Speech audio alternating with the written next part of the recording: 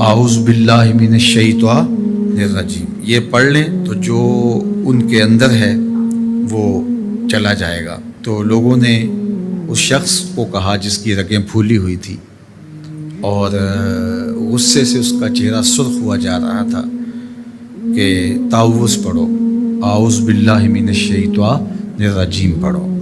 اور یہ اللہ تعالیٰ نے قرآن مجید میں ارشاد فرمایا ہے کہ جب غصے سے انسان بے قابو ہو جائے تو اس کو چاہیے کہ وہ اپنے غصے سے باہر نکلنے کے لیے تعوذ پڑھے۔ ایک روایت میں ہے اللہ کے محبوب نے ارشاد فرمایا تم میں سے اگر کوئی شخص غصے میں آئے تو وہ خاموش ہو جائے، تو خاموشی سے غصے کا لیول نیچے آنا شروع ہو جائے گا۔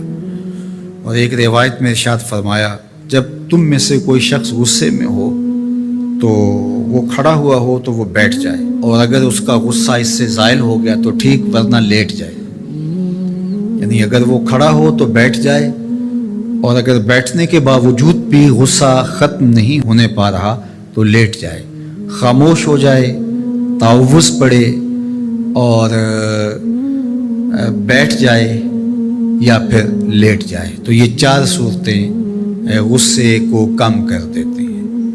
تو غصے کو نافذ کرنے کی بجائے کوشش کرنی چاہیے کہ غصہ جو ہے وہ فروغ ہو جائے، کیونکہ غصے میں انسان ایسے امور کر لیتا ہے کہ بعد میں اس کو سخت پچھتاوا ہوتا ہے۔